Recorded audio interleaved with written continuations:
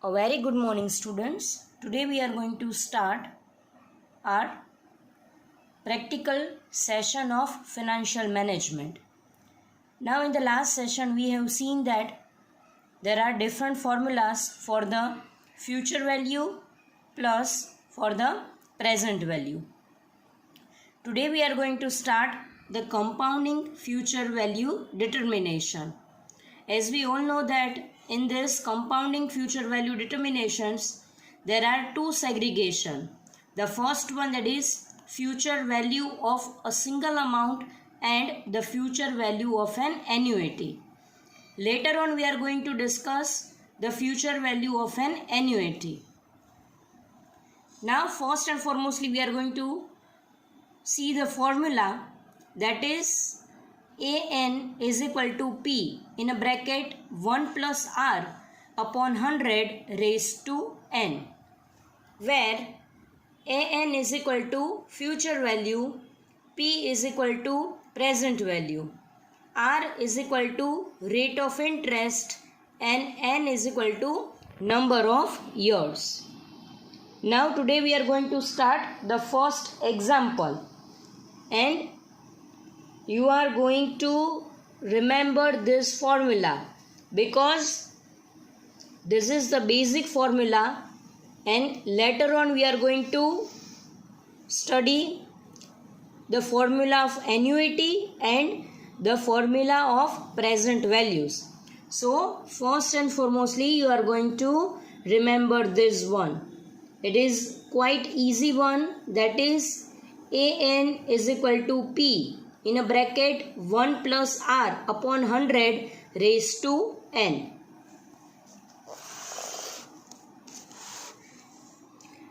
Question number 1. Radha has invested rupees 2000 in a bank whose maturity period is 10 years.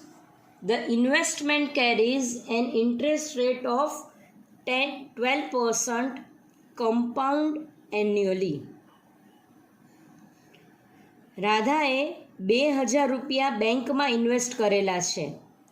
Any મેચ્યોરિટીનો time period છે 10 years અને investment જે એણે કરેલું છે એમાં એને ઇન્ટરેસ્ટ મળે છે 12%.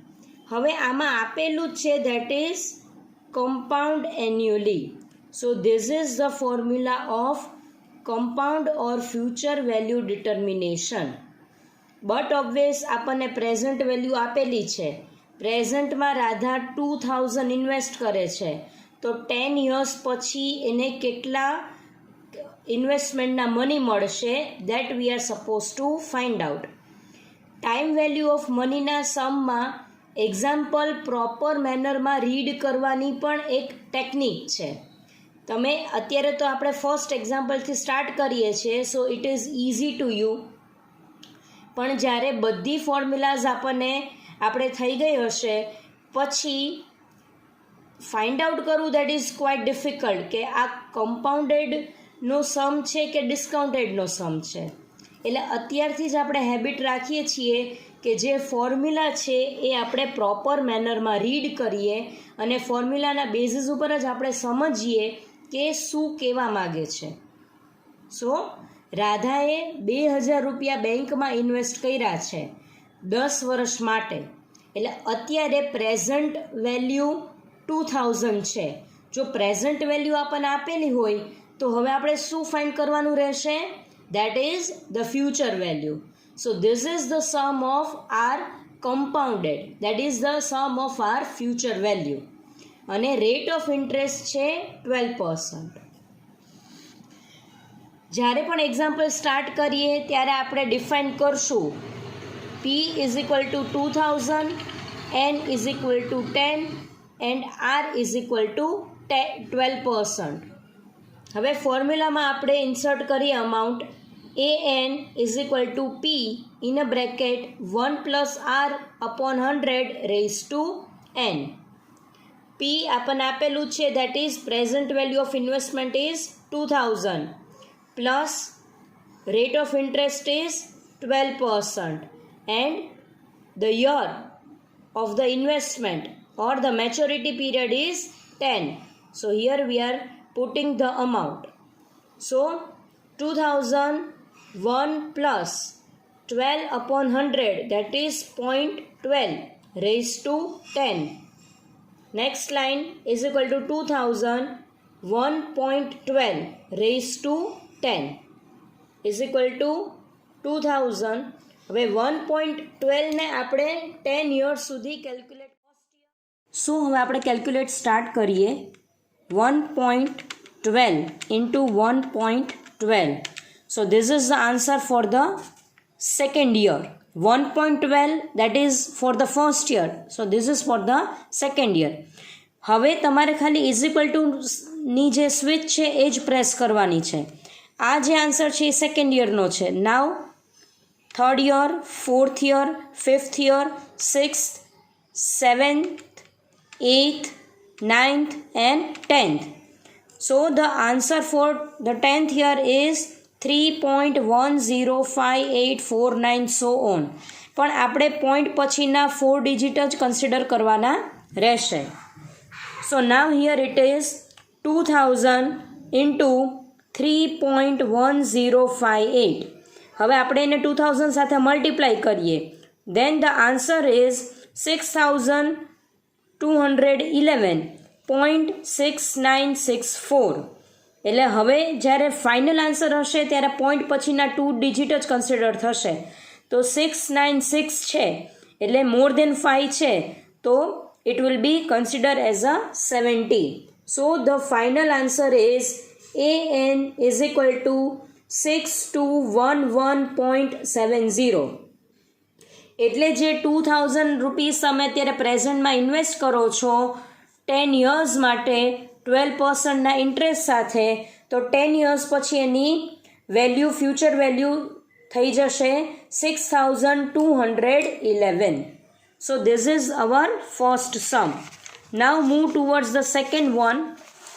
It is given that what amount will be if invested rupees 10,000 for 3 years at 12% compound interest per annum.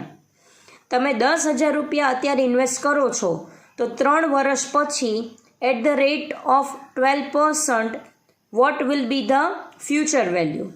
So here it is given that P is equal to 100, N is equal to 3 and R is equal to 12%. Now AN is equal to P in a bracket 1 plus R raised to, R upon 100 raised to N. So 10,000 in a bracket 1 plus 12 upon 100 raised to 3. હવે પર્સન્ટેજને આપણે sign remove કરીએ છીએ. Then will have 10,000 is equal to 1 plus 0.12 raise to 3. So 10,000 in a 1.12 raise to 3. હવે again આપણે calculate કરીએ. So 1.12 into 1.12. This is the answer for the second year. And for the third year, the answer is 1.404928. So here it is 1.4049. હવે એને આપણે 10,000 સાથે multiply કરશું. સો AN is equal to 14049.28. કારણ કે મેં અહીંયા આ મેઇન અમાઉન્ટ લીધેલી છે. હવે અહીંયા આપણે ડિરેક્ટલી 10,000 સાથે મલ્ટીપ્લાય કરીએ તો આન્સર આ જ આવશે. એક વાત અહીંયા આપણે યાદ રાખશું કે પોઈન્ટ પછીના કદાચ ડિજિટમાં થોડોક ચેન્જ હોય. 28 ને બદલે if you are getting 25, 26 or 29 then that is allowed. પણ ડિજિટ પહેલાંની જે પણ અમાઉન્ટ છે એમાં કોઈ પણ જાતનો ચેન્જીસ અલાઉડ નથી.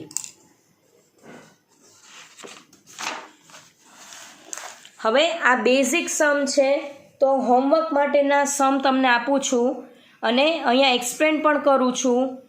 Vote amount will be if invested rupees 30,000 for 8 years at 15% compound interest per annum. 30,000 રૂપિયા તમે પ્રેઝન્ટમાં ઇન્વેસ્ટ કરો છો 8 વર્ષ માટે અને 15% ઇન્ટરેસ્ટ રેટ માટે, તો એની ફ્યુચર વેલ્યુ શું થશે? જે આપણે બે સમ કર્યા સેમ એવો જ છે, કોઈ એમાં ચેન્જીસ નથી, ખાલી અમાઉન્ટ જ ચેન્જ થાય છે. The second one that is Mohan has invested ₹5,000 in a bank for 5 years.